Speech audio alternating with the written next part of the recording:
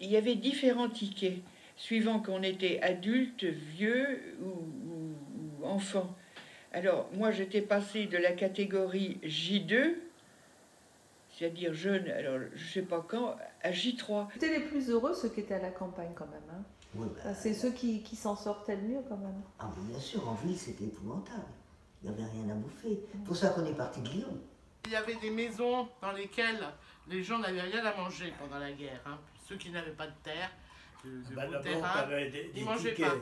Hein, tu achetais avec des tickets. Bah oui, les tickets. Alors quand j'étais J3, après, ça allait mieux parce qu'on avait un petit peu plus de rationnement. Je me souviens, à Lyon, ma mère qui en est morte d'ailleurs, qui a toujours eu des pneumonies et qui a caché ses poumons, prenait son vélo, allait sur les monts du Lyonnais avec nos tickets de rationnement, de cigarettes, de vin ou je ne sais quoi, qu'elle échangeait contre des poulets, des œufs, et c'est comme ça qu'à Lyon, on pouvait manger.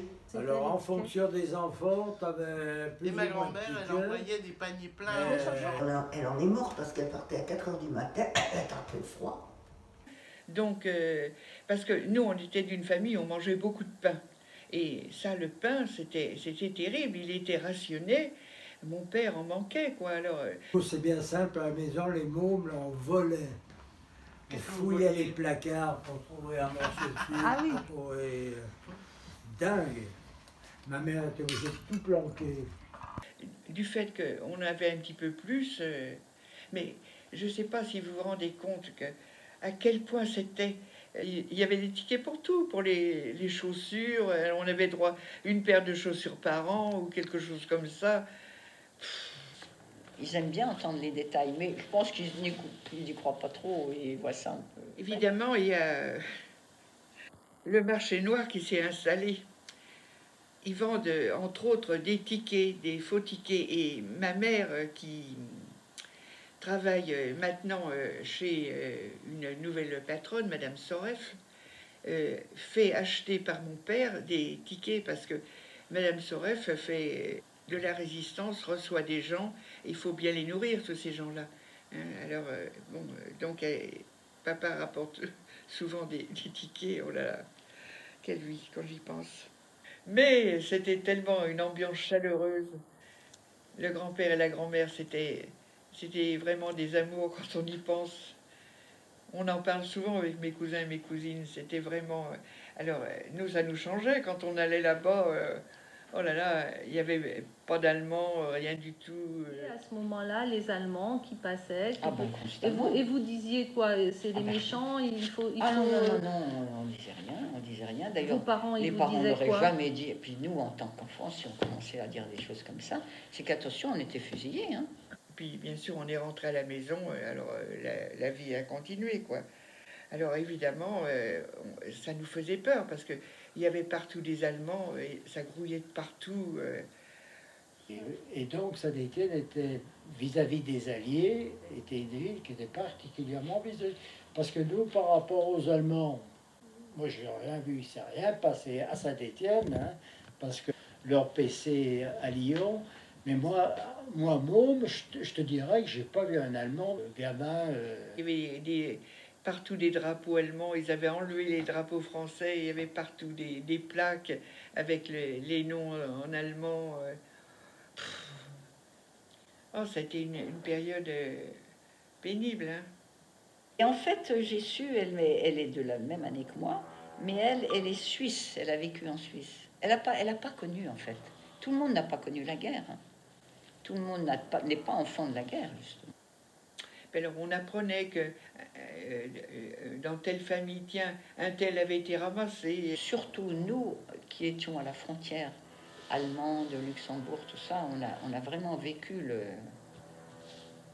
vraiment vécu la dureté de la guerre. Il y avait des gens aussi qui faisaient du marché noir qui étaient ramassés, hein, parce que avant, voilà, il y a eu des gens qui se sont fait passer pour résistants alors qu'ils n'étaient pas résistants du tout. Mais enfin bon.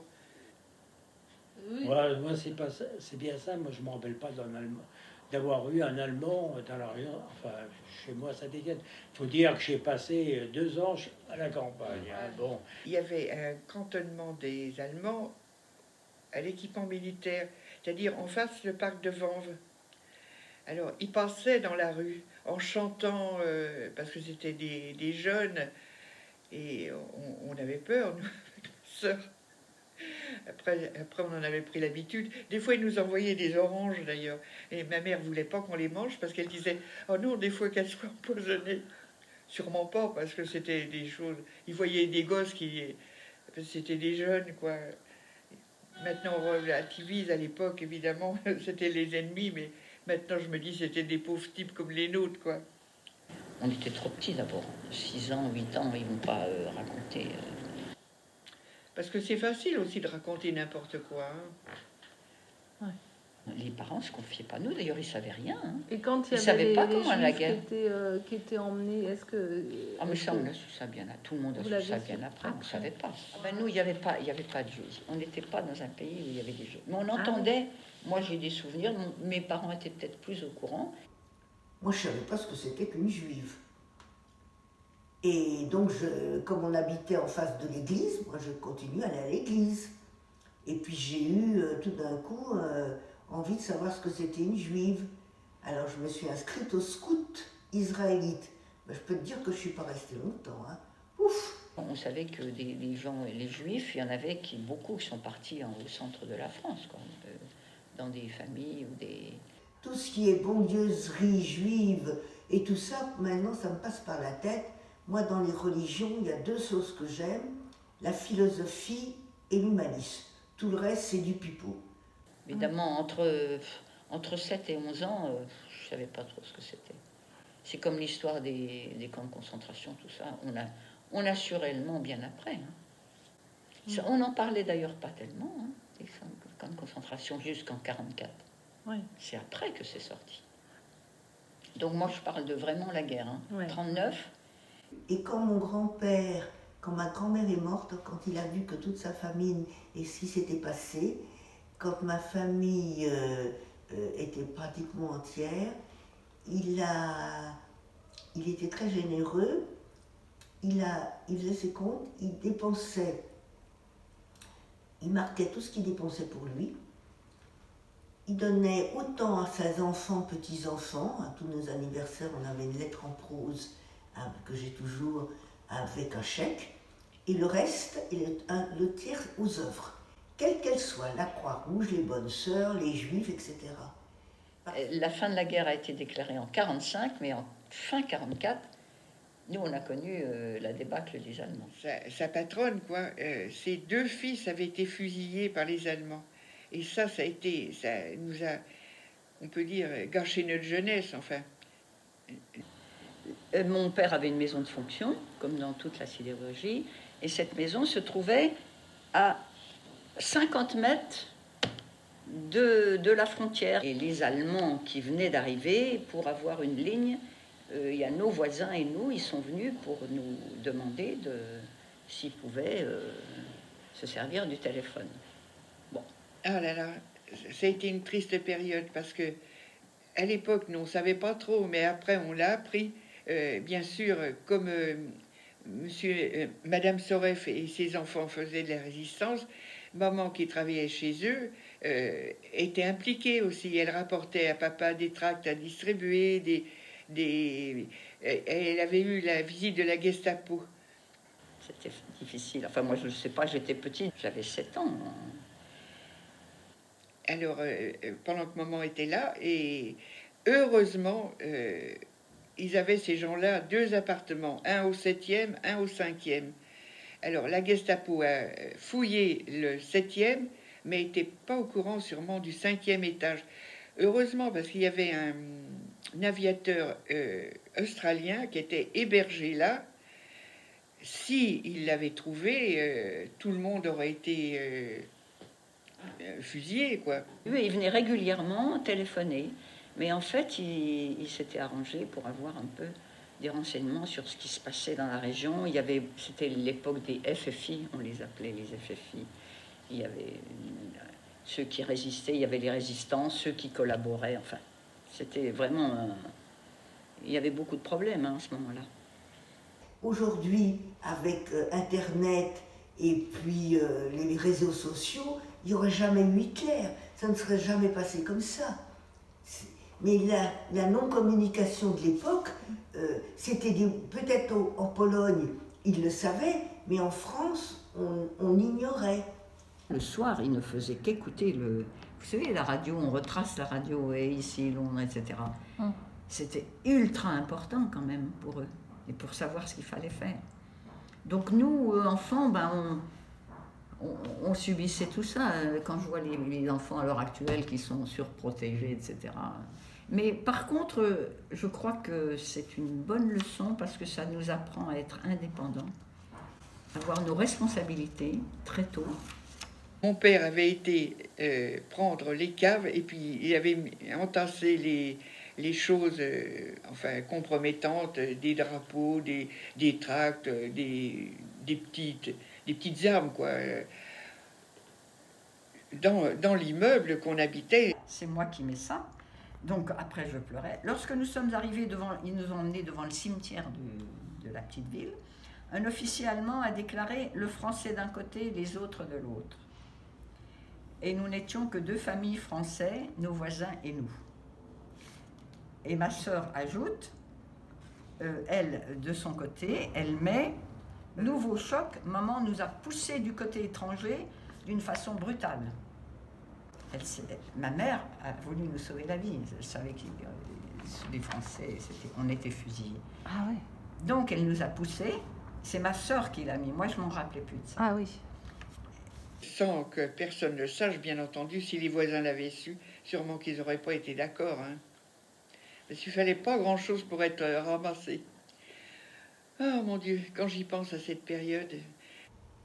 Et Nadine, elle faisait partie de l'association d'Auschwitz, de Légion d'honneur et tout ça. Et là, vous êtes parti où? Nous, on est partis à Sainte-Ferd. C'est là que vous êtes parti. À Sainte-Ferd, au sanatorium. Comme l'usine était à cheval sur la zone occupée Moselle et Meurthe-et-Moselle, on avait des amis de l'autre côté. Il a passé des lettres. Il avait des dossiers de professionnels, quoi. Donc lui, il a repenté l'usine, mais il a passé des lettres. Et il a été pris, il a été dénoncé. Il est allé en prison pendant un moment. Là, c'était votre père? Mon père. Mon prison. Et ils l'ont lâché parce qu'ils avaient besoin de lui pour la Syrie. On tremblait toujours parce qu'on avait su, nous, avec Colette, que la Gestapo était venue chez Madame Soref et que maman était là. Alors après, on avait peur quand elle y allait. Nous, enfants, on ne se rendait pas compte, mais on voyait bien que nos parents étaient... D'ailleurs, j'ai un souvenir, on était dans la cuisine, et un jour, pof, il y a eu une fusillade, il y a des balles qui sont passées... Et mon père, très calme, dit, bon, bah, il faut déplacer la table de salle à manger. Il étudiait... Non, mais on vivait quand même, c'était le temps de guerre. Hein. Ouais. Mais quand tu vois les conditions maintenant, parce que il n'y avait pas... Bon, ben, pour se laver, c'était ce qu'on appelait le bachat, c'est-à-dire le bassin dans lequel vont boire les bêtes, hein, à l'extérieur. Dans le vieux Lyon, au 3e étage, rue Saint-Polycarpe, et il y avait tellement peu de confort qu'on nous lavait dans un tub, je me souviens. Il n'y avait pas de water. Et puis on avait les wawas au fond du jardin.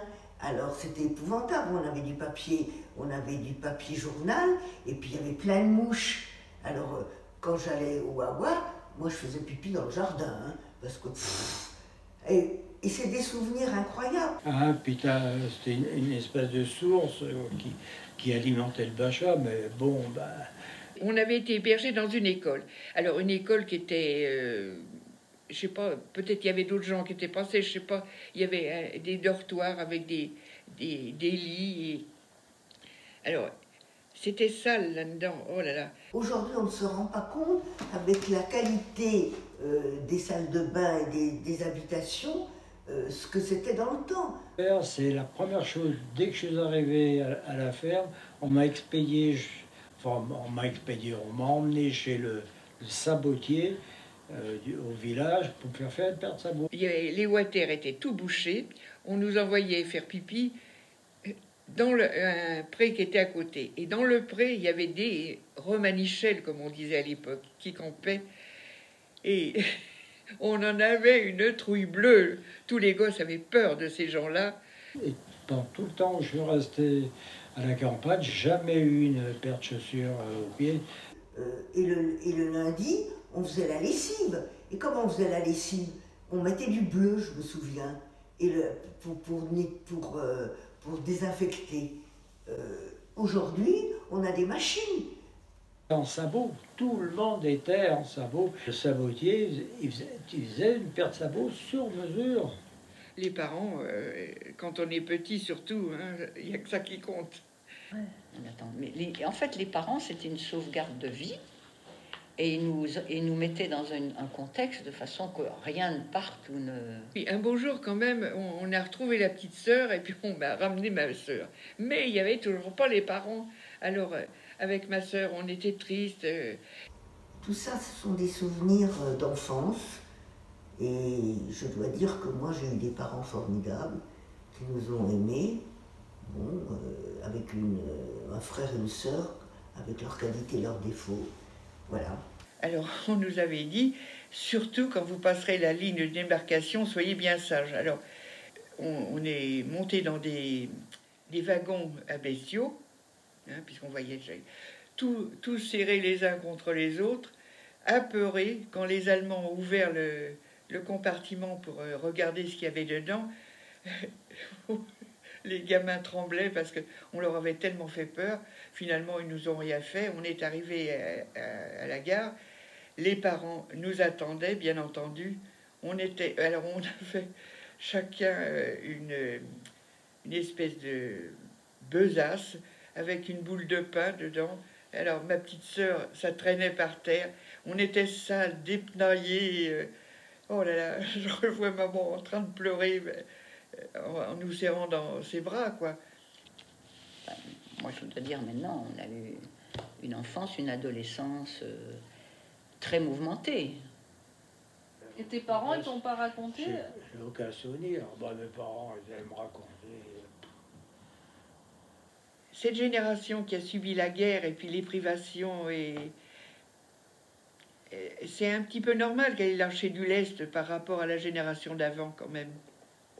Les parents ont tout fait, mais je pense qu'ils ne pouvaient pas nous raconter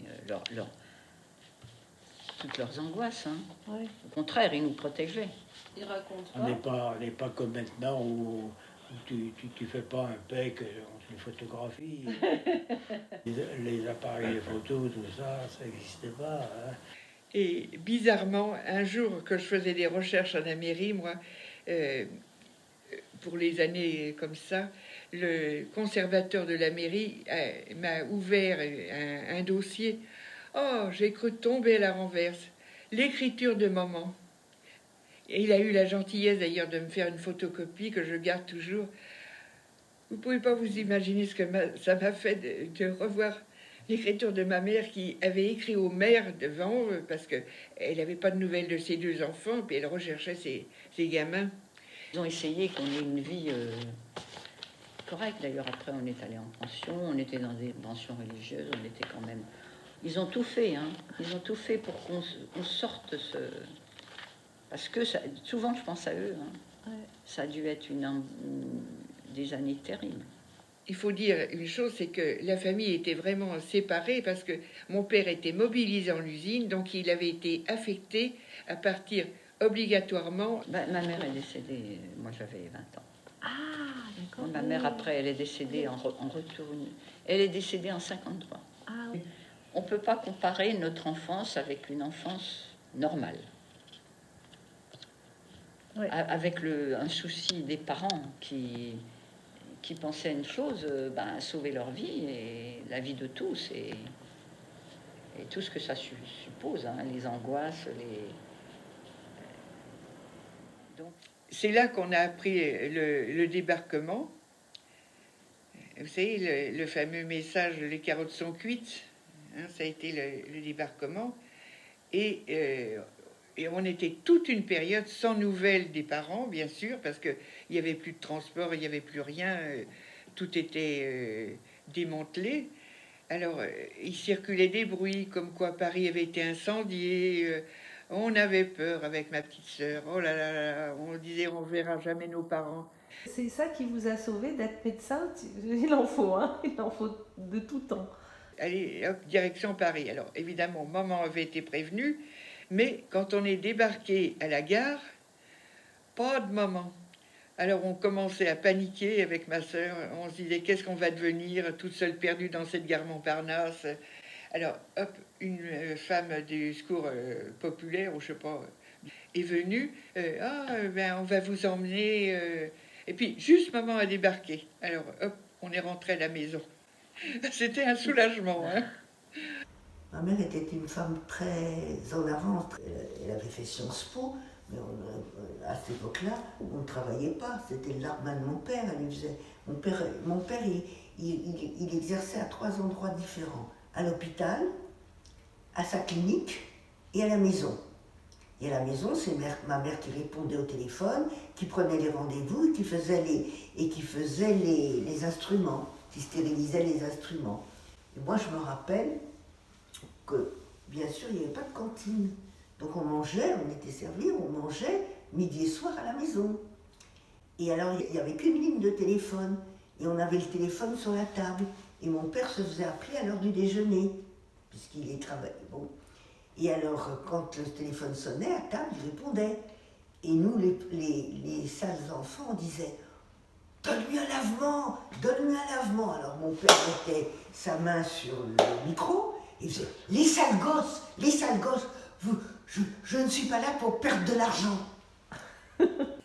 Et nous, alors j'ai les souvenirs de septembre 44. C'est ma sœur qui m'a dit, puisqu'on a chacune des souvenirs, on pourrait mettre nos souvenirs. Alors, de son côté, elle a fait sa lettre, Ouais. son souvenir. Je suis très contente parce que ça correspond exactement au mien. Oui.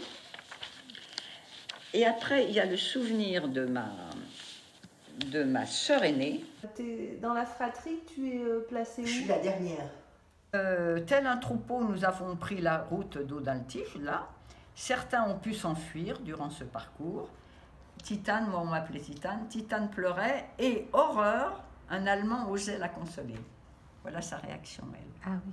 C'est pour vous dire. Elle était plus âgée que vous. Presque 3 ans plus. 3 ans de plus. Filles ou des garçons J'avais ma sœur aînée et ta mon sœur. frère. Tu te souviens de vos relations Oh là là, qu'est-ce ils m'ont que martyrisée. quand vous étiez non mais quand vous étiez pendant la guerre, on reste dans cette période. Ben alors, pendant la guerre, ma sœur, pendant l'exode, je vous donne un exemple, ma sœur était pas prêteuse. Elle chipait tout, mais elle n'était pas prêteuse. Et elle avait un baigneur qui s'appelait Claude, une poupée.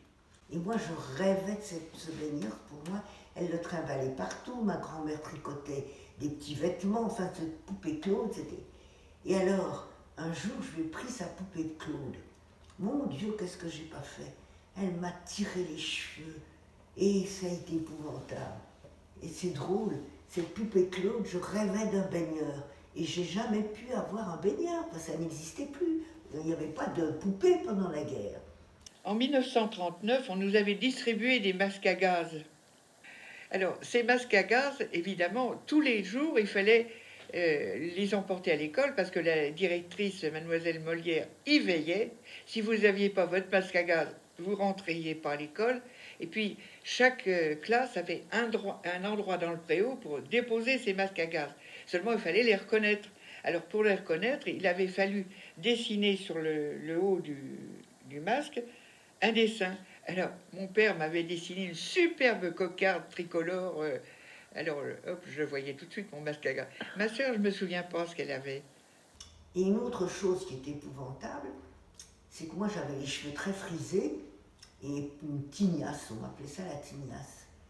Et tous les matins, on me peignait avec, je sais pas quelle graisse on me mettait, et on me roulait des anglaises sur le bâton de mon cerceau. Et quand j'arrivais à l'école, on me tirait mes anglaises et on m'appelait Pie de Vache. un bruit terrible et on avait peur avec ma petite sœur. Et on était allongés, je me revois, ma mère avait mis les centres de lit, je me souviens, c'était des centres de lit jaunes qu'on a gardés longtemps. Et puis elle nous faisait allonger et mettez vos mains sur la tête. Et puis alors on a eu tellement, c'était la panique, qu'ils ont décidé qu'il fallait impérativement nous éloigner quoi, de Paris. Je veux raconter une anecdote aussi. Comme tous les juifs, après la guerre, mes parents avaient un petit... Il y a deux choses. Quand on est parti en exode, je me souviens que derrière, on était les 3 enfants, et moi je devais m'occuper d'un tout petit sac Bordeaux avec des poignées de cuir qui étaient lourds. Et après la guerre, j'ai su que c'était parce qu'il y avait 2 lingots d'or. Et c'est, à mon avis, c'est avec ça qu'on a survécu pendant longtemps. On ne faisait pas la fête parce que les Allemands partaient, mais la guerre n'était pas finie. Ah oui. Ils se sauvaient, ils ont tout brûlé sur leur passage, ils tuaient des gens, etc. Mais on n'était pas encore en paix. Quand on habitait Vanves, là, j'avais une copine, moi, Marguerite Durand, elle avait une grande sœur. Et sa sœur, quand les Allemands sont arrivés, elle fricotait avec les Allemands. Alors, après la guerre, elle avait été tondue. Moi, je me souviens, il promenait là dans les rues de Vanves. Oh là là. Parce que la fin de la déclaration de guerre, ça a été en juin 1945. Eh ben, d'ailleurs, j'ai des souvenirs. On revenait du lycée, c'est un bus toujours qui nous ramenait du lycée. Le chauffeur, alors les cloches ont sonné dans les villages, le bus s'est arrêté, tout le monde est descendu et le chauffeur nous a fait... C'était l'heure de la déclaration. Ah oui, c'est là que ça a été la fête. Ah ben oui, alors là, là, ça y est, même pour les parents, on était...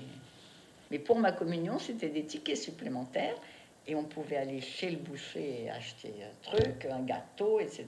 Et de ma communion, je me rappelle surtout ça. Alors, je vous ferai remarquer quand même que c'était en 45, en juin, et moi, je faisais ma communion. Vous savez, on gardait la communion solennelle. Je me souviens très bien le jour où ils ont signé en 45 les sirènes. Ça a été un temps magnifique. Tout le monde était heureux. Enfin, évidemment, ça me berçait l'esprit parce qu'on était avec mon père, on écoutait la radio, tout ce qui se passait. Mais là, tu étais rentré à la... Oui, je rentrais, mais je suis rentré avant la fin de la guerre, c'est-à-dire la fin de la guerre, c'est 45, c'était août 45, je sais plus. Bon, et mon père est sur une carte, avec des flèches, il marquait le lancement des Alliés, enfin des troupes françaises. Donc on peut comprendre aussi aujourd'hui ce que vivent les gens qui vivent la guerre. Ah aussi. oui. D'ailleurs, on entend souvent dire, moi personnellement, par exemple, j'ai horreur du gaspillage. Et j'ai des amis aussi, je me demande est-ce que ça vient de la guerre. Je supporte pas que, même mes petits-enfants, j'ai toujours lutté contre ça, je ne veux pas qu'ils laissent quelque chose dans leur assiette, qu'ils en prennent moins, qu'ils en redemandent, mais on ne gaspille pas. Alors, quand je vois quelquefois dans les poubelles des baguettes entières, mais franchement, ça me fait du mal, beaucoup de mal. J'avais une grand-mère extraordinaire qui m'ouvrait ses tiroirs et qui me disait « Regarde ma petite Gigi, voilà une petite culotte. Si je m'achète une petite culotte, c'est que j'en ai besoin. Donc, j'arrive chez moi, je la mets, ma petite culotte neuve, dans le tiroir et je jette l'ancienne. » Et mon grand-père, qui était un homme exceptionnel, quand il donnait ses chaussures, il les faisait ressemeler. Et quand moi je donne des vêtements, je les donne chez les teinturiers. Quand je voyais les mômes gaspiller, les mômes, à partir de Patricia, etc. Et oui, parce qu'ils se rendent pas compte. C'était impossible. Ouais. Nous, on ne laissait rien dans l'assiette, rien. Ceux qui tombaient par terre, il le ramassait, il le remettait dans l'assiette. Il ne supportait pas le gâchis. Lui a souffert énormément de faim parce que les prisonniers, on leur donnait un morceau de pain le matin, il fallait qu'ils tiennent toute la journée avec. On ne s'est pas pris. Je te diras qu'il n'y avait pas grand-chose. C'était l'époque avec les patates, Moi, tout ce que me fait Roxane, je connaît pas, hein, tous les aliments du midi et tout, on connaissait pas. On connaissait que la pomme de terre, la salade, c'est tout. Hein. Quand on a eu notre deuxième ligne de téléphone, grâce à ce que mon père était médecin, ça a été pour nous exceptionnel. Et quand je pense aujourd'hui aux lignes de téléphone, qu'on est là à vous donner 3 téléphones par ménage, c'est impensable. On est enfant de la guerre, non. Non. Non, moi je suis en partage avec tout le monde et j'ai de la chance aujourd'hui, vieille comme je suis, de fréquenter que des jeunes. Parce que les vieux aux dents jaunes, ils me font suer. Devant un magasin, par exemple, je me souviens, c'est dans la Grande Rue, et puis je pourrais même te dire exactement où c'était. Mais c'est un choc. J'arrive devant le magasin et il y avait la télé. J'ai horreur des gens qui racontent leur Et t'es malheur. dynamique. Je n'aime que les gens qui sont rigolos, j'ai horreur du malheur. Je trouve que le malheur, on le garde pour soi. J'ai une vie, j'ai été très malade souvent, mais je trouve que le malheur, il faut le garder pour soi. J'avais une mère qui était très malade pendant longtemps, et elle, quand on lui faisait une visite, on lui disait, elle disait toujours, me parlez pas de ma maladie, parce que je l'ai toute la journée, dites, racontez-moi quelque chose de drôle. Et moi, c'est tout à fait mon principe. Je vois un appareil en vitrine, un appareil en vitrine avec de l'animation. Je dis, mais moi je tombe là-dessus, je dis, mais c'est pas possible, qu'est-ce que c'est? Je cherchais la caméra, je dis, mais il n'y a rien à faire, il y a pas de projection d'un film. Première fois que j'ai vu la télé. Je t'ai rencontré au bord de la mer avec ton petit bonnet et tes palmes, enfin tes palmes de main. Oui, Et je nage l'été 3-4 fois par semaine, j'aime l'eau. Mais moi, j'estime que dans l'eau, tu vois, on n'a pas d'âge.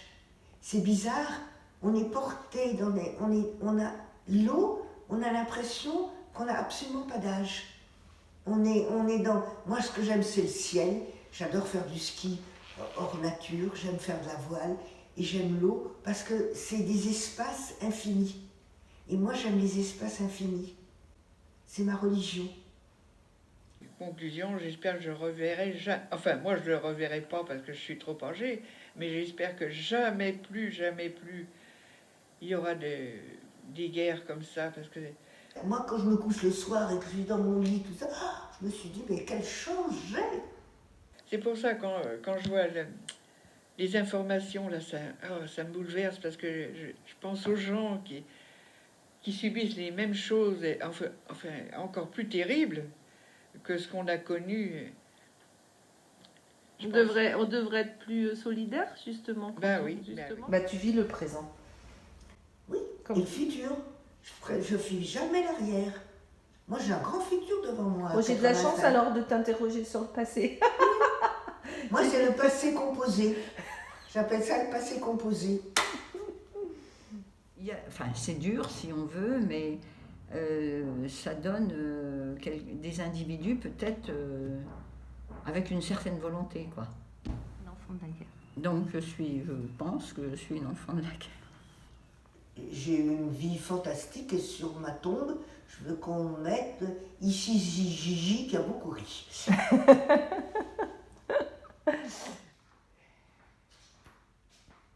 Et tu aimes l'art? J'aime la vie. Sans art, je peux pas vivre. Donc j'avais 6 ans. Là, ma sœur avait...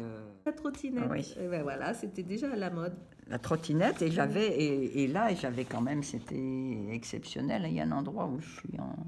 Non, il n'y a pas là où je suis en vélo. Oui, il y a un vélo là, non? Vous voyez, là j'ai un vélo. Donc Je tes parents, pense- ils ont trouvé une bombe? Alors, quand tu as des choses qui se font la première fois, enfin, sur le plan émotif, tu as le choc. C'est pour ça, je me souviens des trucs, mais instantanément, enfin, c'est des images, c'est un moment choc où tu as été perturbé, enfin, tu as été choqué sur le plan émotionnel, et c'est pour ça que tu retiens. S'il n'y a pas eu un choc émotionnel, ça s'efface de la mémoire.